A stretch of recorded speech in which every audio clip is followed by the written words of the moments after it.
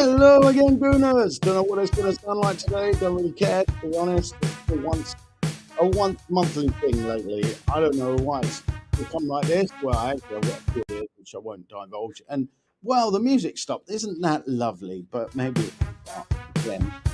Yeah, no doubt it's going to be, this, this session's going to be Zero Pronas after 26 occasionally.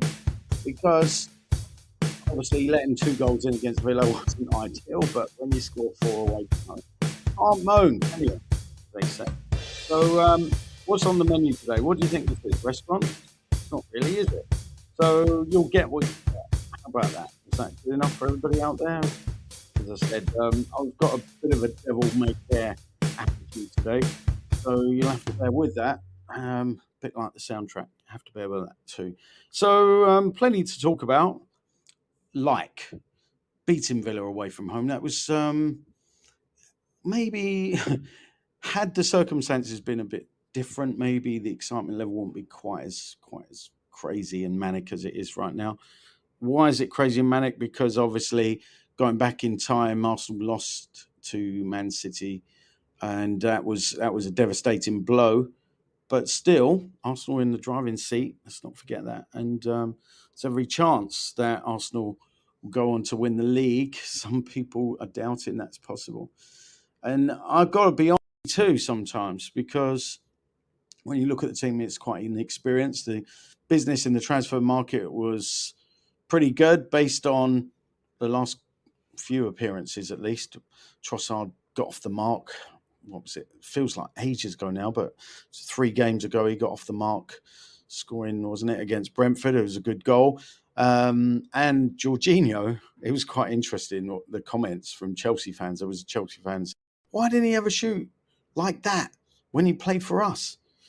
Well, he's playing for a proper team now. Maybe that's why. I don't know, but it was a good shot, wasn't it, for the third goal? The third goal against Villa hit the crossbar. Obviously, bounced off Martinez's head and went in. So that was 3-2. Just to recap, of course, Arsenal didn't get off to the best of starts, going down and got uh, losing a goal very, very early on. It did seem to come down Zinchenko's side, even though Zinchenko had a pretty solid game, more than solid. He was a bit of a maestro down the left, as he always is, but it can be vulnerable defensively, I have to say. So yeah, I was obviously, like most Arsenal fans, pretty happy with that result.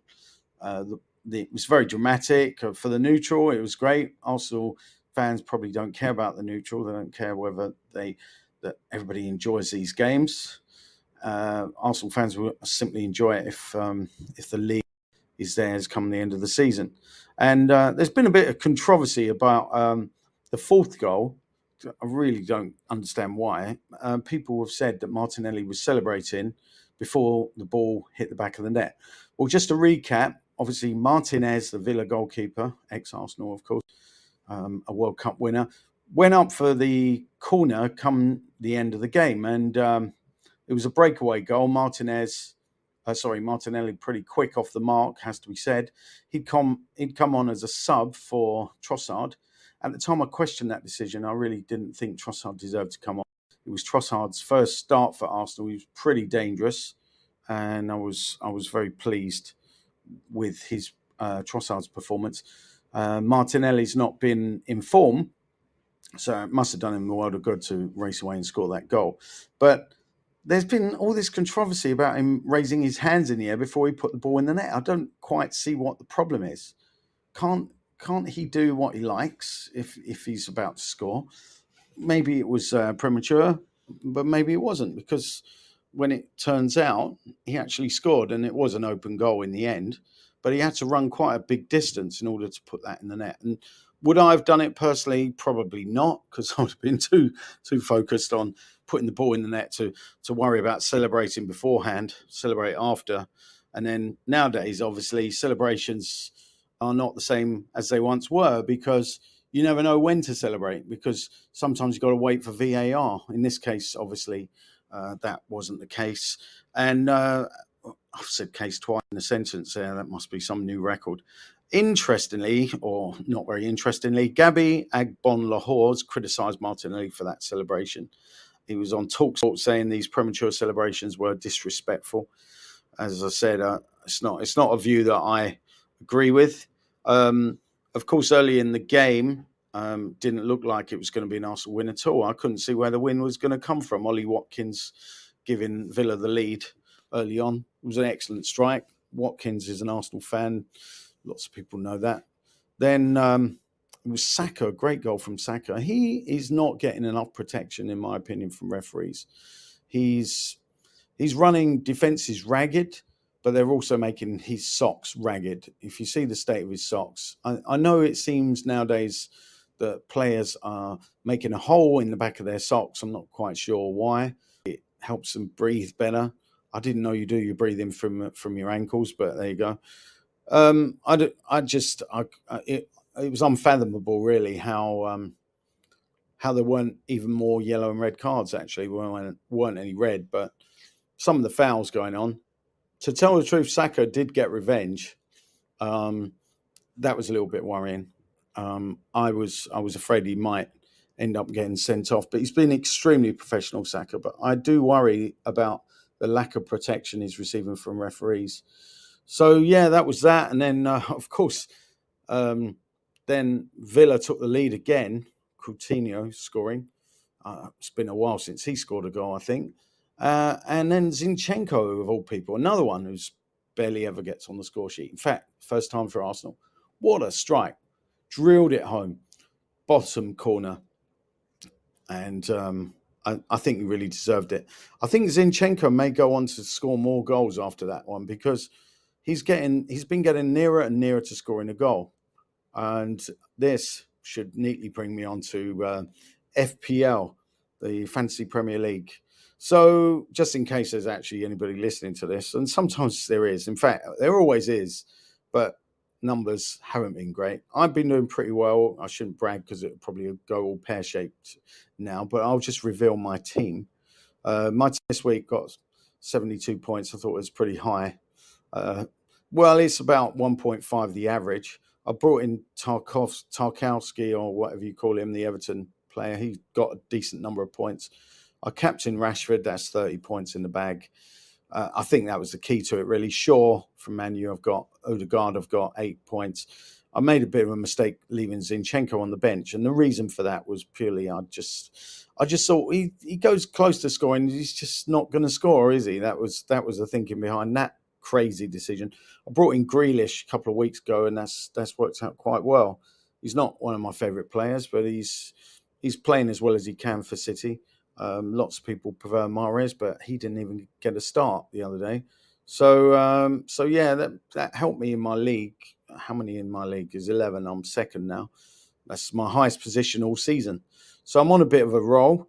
And the second chance league, I'm 30.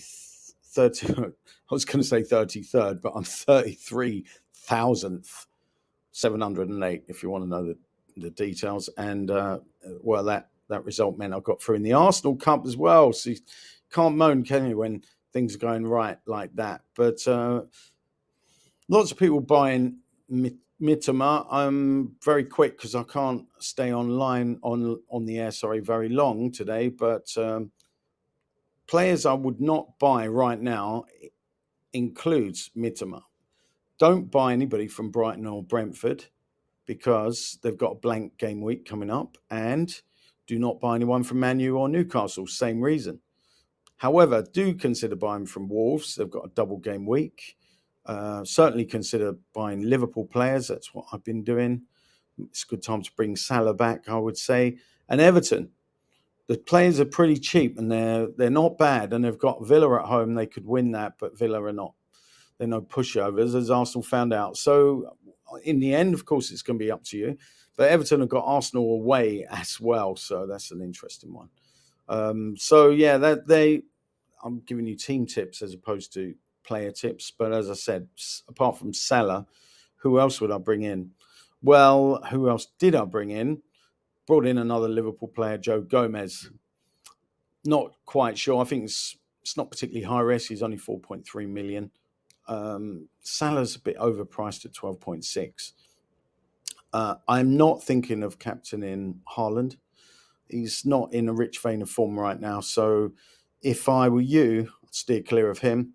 I did want to change my goalkeeper. I wanted to bring in the Liverpool keeper, even though he's been a bit rickety when I have brought him in the past. But I feel like Liverpool are going to go on a bit of a run now. Man U's still on a bit of a run. But I got rid of Martinez from the Red Devils because basically wasn't cutting it. So yeah, that's always going to be from me this time. If you want more, you better let me know because right now you're lucky to get anything, to be honest. Right. So on that note, on that high note, but there's no music. Yes, here it is again. Right. So on that high note of the victory against Villa, I will leave you there. Looking ahead, sort of covered FPL and Arsenal coming up.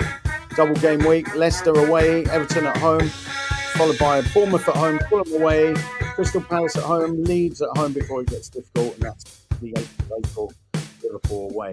Of course, all the games are difficult, but let's hope Arsenal can win them all. Until the next time, adios, amigos.